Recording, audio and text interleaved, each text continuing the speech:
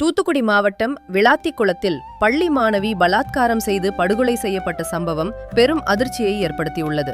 இந்த கொலை சம்பவம் தொடர்பாக இதுவரை யாரையும் கைது செய்யப்படவில்லை என உறவினர்கள் ஆதங்கம் தெரிவித்து வருகின்றனர். இந்நிலையில் தமிழக வெற்றிக் கழகம் நிர்வாகி ஆதவ் அர்ஜுனா பாதிக்கப்பட்ட மாணவியின் குடும்பத்தினரை நேரில் சந்தித்து ஆறுதல் கூறியுள்ளார். மாணவியின் குடும்பத்துக்கு ஆறுதல் கூறச் சென்ற கனிமொழி எம்பியை கிராம மக்கள் சிறைப்பிடித்து அடுக்கடுக்கான கேள்விகளை எழுப்பினர். தூத்துக்குடி மாவட்டம் விளாத்திக்குளத்தில் பள்ளி மாணவி பலாத்காரம் செய்து படுகொலை செய்யப்பட்ட சம்பவம் பெரும் அதிர்ச்சியை ஏற்படுத்தியுள்ளது. இந்த கொலை சம்பவம் தொடர்பாக இதுவரை யாரையும் கைது செய்யப்படவில்லை என உறவினர்கள் ஆதங்கம் தெரிவித்து வருகின்றனர். இந்நிலையில் தமிழக வெற்றிக் கழகம் நிர்வாகி ஆதவ் அர்ஜுனா பாதிக்கப்பட்ட மாணவியின் குடும்பத்தினரை நேரில் சந்தித்து ஆறுதல் கூறியுள்ளார்.